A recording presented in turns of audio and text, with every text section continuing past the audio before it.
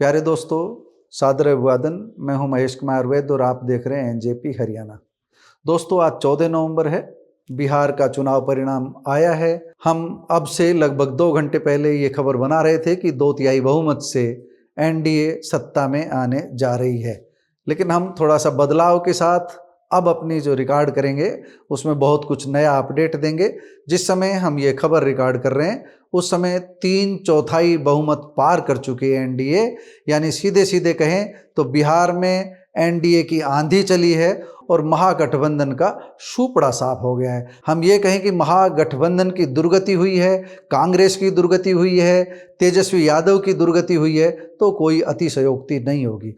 अभी तक हमारे पास ऐसी कोई सूचना नहीं है कि नीतीश कुमार और उनके कोई मंत्री हार की ओर बढ़ रहे हों। लगभग सभी जीत की ओर बढ़ रहे हैं। और इस समय जब हम ये खबर रिकॉर्ड कर रहे हैं, एनडीए 209 पर पहुंच चुकी है। एनडीए में शामिल भारतीय जनता पार्टी सबसे बड़े दल के रूप में उभरी है। भारतीय जनता पार्टी 96 पर है। हम रुझानों की बात कर रहे हैं, लगभग परिणाम यही रहना है। थोड़ा बहुत 1-2 उलटफेर हो सकता है। इस समय रुझानों के अनुसार एनडीए में भारतीय जनता पार्टी 96 सीटों के साथ सबसे आगे है। जनता दल यूनाइटेड 85 सीटों पर है। चिराग पासवान की पार्टी 20 सीटों पर है। जीतन मांझी की पार्टी हम 4 सीटों पर है और कुशवाहा की पार्टी आरएलएम 4 सीटों पर आगे चल रही है। यानी नंबर गेम में 1-2 सीटें इधर उधर।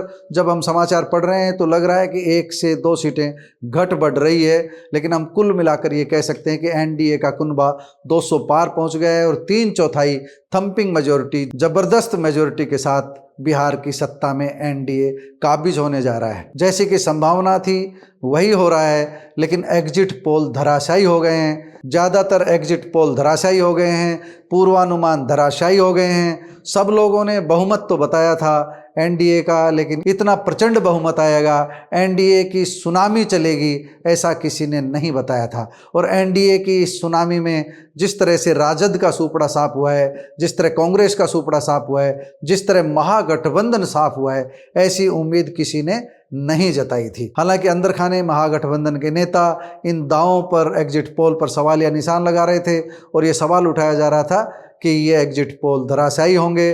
धराशायी तो हुए, लेकिन वह एनडीए के पक्ष में ही जो झुका हुआ था वह और ज़्यादा पक्ष में नजर आया। हम आपको एक बार बता दें, जितने एग्जिट पोल जो है सामने आए थे उनमें से एक एग्जिट पोल सच के सबसे ज़्यादा निकट है। एनडीए को पोल डायरी ने 184 से 209 सीटें बताई थी। दैनिक भास्कर का आप ये देख सकते हो, हम आपको दिखा भी रहे हैं। और 11 नवंबर को चुनाव के बाद 12 नवंबर के अंक में ये प्रकाशित हुआ था। तो पोल डायरी सच के काफ़ी निकट। पोल डायरी ने एनडीए की सीटें 184 से 209 बताई थी और अब 209 का ही आंकड़ा हम अपनी स्क्रीन पर देख रहे हैं। और भारतीय जनता पार्टी को 87 से 95 बताई थी, वही लगभग 96 सीटें अब हम देख रहे हैं। जनता दल यूनाइटेड 81 से 89, लगभग वही आंकड़ा है। महागठबंधन को 32 से 49 सीटें बताई थी, यह भी लगभग मिल रहा है। राष्ट्रीय जनता दल को 20 से 27 सीटें बताई थी, यह भी लगभग मिल रहा है। कांग्रेस को 4 से 8 बताई थी, इसमें और कमी है। तो यानी कुल मिलाकर के हम कह सकते हैं कि पोल डायरी ने जो एग्जिट पोल दिया था वो सच के काफ़ी निकट था। बाकी हम अगर दैनिक भास्कर रिपोर्टर्स की बात भी करें, चाणक्य की बात करें, मैट्रिज IANS की बात करें, पीपुल्स इनसाइड की बात करें, पीपुल्स पल्स की बात करें, TIF रिसर्च की बात करें, तमाम एग्जिट पोल धराशायी हुए हैं, सत्य के आसपास भी नहीं है। हालांकि हम ये कह सकते हैं कि दैनिक भास्कर ने 145 से 160 सीटें बताई थी और पीपुल्स इनसाइड ने भी, पीपुल्स पल्स ने भी, मैट्रिज ने भी एनडीए का बहुमत बताया था। भारतीय जनता पार्टी की बढ़त बताई थी, जदयू की बढ़त बताई थी। लेकिन जो हम बताना चाह रहे हैं वो ये है कि 3/4 बहुमत की कल्पना किसी भी एग्जिट पोल में नहीं की गई थी, किसी भी एजेंसी ने नहीं की थी। सिर्फ एक एजेंसी पोल डायरी, जो हम दैनिक भास्कर का आपको दिखा रहे हैं, पोल डायरी सच के ज़्यादा निकट आई है। दोस्तों, अब हम बात करते हैं जो चर्चाएं शुरू हुई है नीतीश को चीफ मिनिस्टर नहीं बनाने की, वो हम बता दें। हमारा अपना अनुमान है नीतीश ही बिहार के अगले मुख्यमंत्री होंगे। हम ऐसा इसलिए कह रहे हैं क्योंकि नीतीश के नाम पर ही यह जनाधार आया है। बेशक नरेंद्र मोदी और भारतीय जनता पार्टी का माइक्रो मैनेजमेंट जीता है, बेशक भारतीय जनता पार्टी की कूटनीति जीती है, लेकिन आपको पता है कि अमित शाह शुरुआत में नीतीश का नाम लेने से कतरा रहे थे, लेकिन जब देखा कि बात बिगड़ने जाए तो उन्होंने सीधे कहा कि न दिल्ली में वैकेंसी है न बिहार में वैकेंसी है।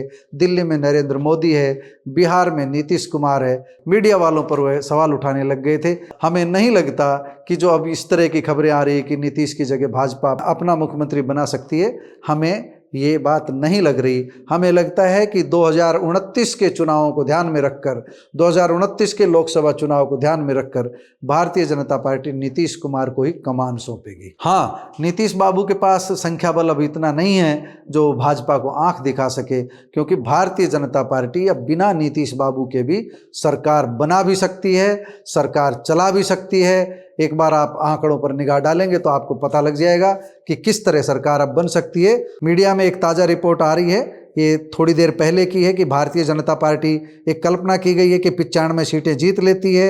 लोक जनशक्ति पार्टी रामविलास 20 सीटें, हम 5 सीटें, आरएलएम 4 सीटें, इस तरह कुल 124 सीटें बन जाती है।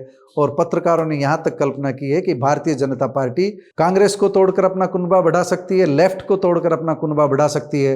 लेकिन हमें नहीं लगता किसी को कुनबा बढ़ाने की ज़रूरत है, हमें नहीं लगता कि किसी को तोड़ फोड़ की ज़रूरत है, क्योंकि भारतीय जनता पार्टी बिना जदयू भी लगभग स्पष्ट बहुमत पा चुकी है, या हम ये कहें ज़्यादा उचित रहेगा कि पाने की ओर बढ़ रही है। कुछ देर बाद परिणाम स्पष्ट हो जाएंगे। तो हम इस समीक्षा में अपनी बात कह रहे हैं। एनजेपी हरियाणा का अनुमान है कि नीतीश कुमार ही मुख्यमंत्री बनेंगे और उन्हीं के नेतृत्व में सरकार बनेगी। लेकिन इस बार बड़ा बदलाव यह देखने को मिलेगा कि इस बार नीतीश कुमार के दबाव में भारतीय जनता पार्टी नहीं रहेगी, सत्ता नीतीश कुमार के हाथ में रहेगी, लेकिन बागडोर, जो डोर है शासन की, वह दिल्ली के पास रहेगी, भारतीय जनता पार्टी के पास रहेगी, मोदी शाह की जोड़ी के पास रहेगी। नरेंद्र मोदी और अमित शाह जो चाहेंगे बिहार में वही होगा, क्योंकि बिहार की सत्ता भारतीय जनता पार्टी की रणनीति और भारतीय जनता पार्टी की कूटनीति की जीत है। नीतीश कुमार को जो सीटें आई है उसमें भी बहुत बड़ा योगदान भारतीय जनता पार्टी का है। और हम ये भी कह सकते हैं कि भारतीय जनता पार्टी को जो सीटें मिली है वह रणनीति का, हम इसलिए कह रहे हैं रणनीति की, उसमें इसलिए वजह बता रहे हैं क्योंकि भारतीय जनता पार्टी ने जहां 2 कदम बैकफुट पर आने की जरूरत पड़ी वहां ऐसा किया है। भारतीय जनता पार्टी उस समय बैकफुट पर आई जब चिराग पासवान जिद पर अड़े हुए थे। चिराग की जिद पूरी की गई, उन्हें ज़्यादा सीटें दी गई, 29 सीटों पर उन्हें चुनाव लड़वाया गया और परिणाम ये हुआ कि चिराग खुश हुए और नीतीश बाबू की मदद में जुट गए। और चिराग पासवान का जो वोट है, पासवान जो वोट बैंक है, वह पूरे एनडीए गठबंधन को मिला। दूसरा हम ये कह सकते हैं हमको भी भारतीय जनता पार्टी ने साथ लिया, और हम ये भी कह सकते हैं कुशवाहा को भी एनडीए ने अपने साथ रखा। इस सारे प्रयास में भारतीय जनता पार्टी की पहल सराहनीय रही। उनका माइक्रो मैनेजमेंट निचले स्तर तक इतना मजबूत था, पन्ना प्रमुख से भी नीचे अर्ध पन्ना प्रमुख तक भारतीय जनता पार्टी की पूरी टीम जुटी हुई थी। हरियाणा से भी नेता गए थे, दूसरे राज्यों से भी नेता गए थे।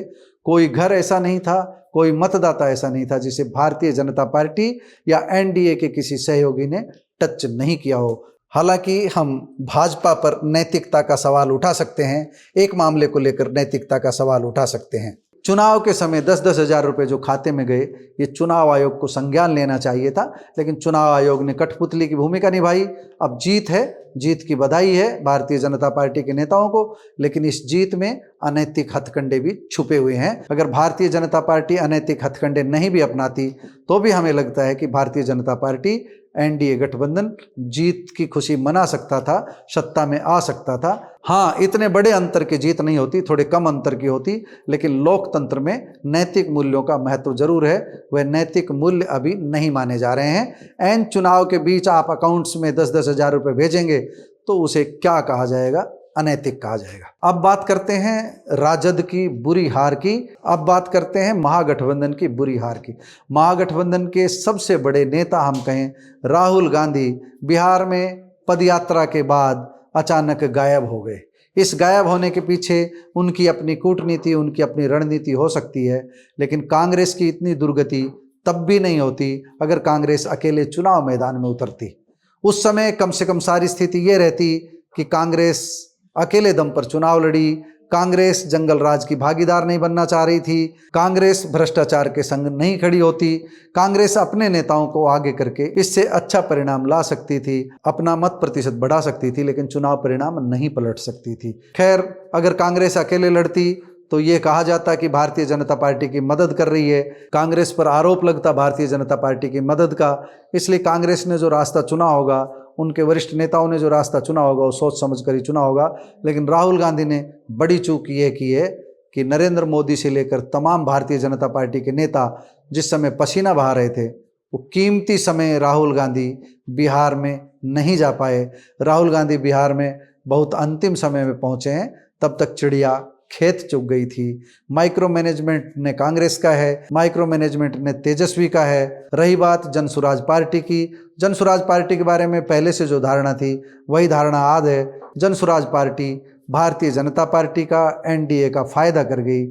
जनसुराज पार्टी नहीं होती तो परिणाम कुछ बदलाव के साथ सामने आ सकते थे, लेकिन इतना बदलाव नहीं होता कि एनडीए विपक्ष में बैठता। दोस्तों, कुल मिलाकर हम ये कह सकते हैं कि एनडीए की जीत माइक्रो मैनेजमेंट की जीत है, दिल्ली की ठोस रणनीति की जीत है, दिल्ली के नेताओं की, नरेंद्र मोदी, अमित शाह और भारतीय जनता पार्टी के जो चाणक्य हैं, जो बिहार में सक्रिय हैं, रूट लेवल तक की गई मेहनत की जीत है, मेहनत का परिणाम है।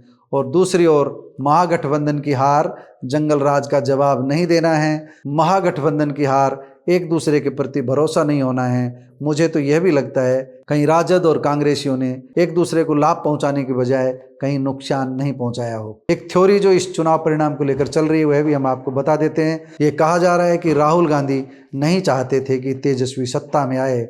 अब इसमें कितना सच कितना झूठ ये भगवान जाने, लेकिन राहुल गांधी अगर चाहते भी तो परिणाम नहीं बदल सकते थे। सत्ता एनडीए को ही मिलनी थी, इसलिए मिलनी थी क्योंकि वह जीत के हकदार थे, क्योंकि उन्होंने मेहनत अधिक की, पसीना अधिक बहाया, पैसा अधिक बहाया, अधिक लोगों की ड्यूटी लगाई और गांव-गांव, गली-गली, घर-घर दस्तक देकर मतदाताओं को बूथ तक पहुंचाया। चाहे मतदाताओं को हरियाणा से बिहार ले जाने का मामला हो, चाहे मतदाताओं को उत्तर प्रदेश से बिहार ले जाने का मामला हो, चाहे मतदाताओं को दूसरे राज्यों से बिहार ले जाने का मामला हो, हर स्तर पर माइक्रो मैनेजमेंट था। कारपोरेट कंपनी की तरह भारतीय जनता पार्टी ने काम किया, जबकि महागठबंधन को उम्मीद थी कि एंटी इनकम्बेंसी का उन्हें लाभ होगा। लेकिन नीतीश के न मंत्री हारे, न सिपाही हारे, नीतीश बादशाह बनकर उभरे। और इसका पूरा श्रेय अगर किसी को है तो भारतीय जनता पार्टी की लीडरशिप को है।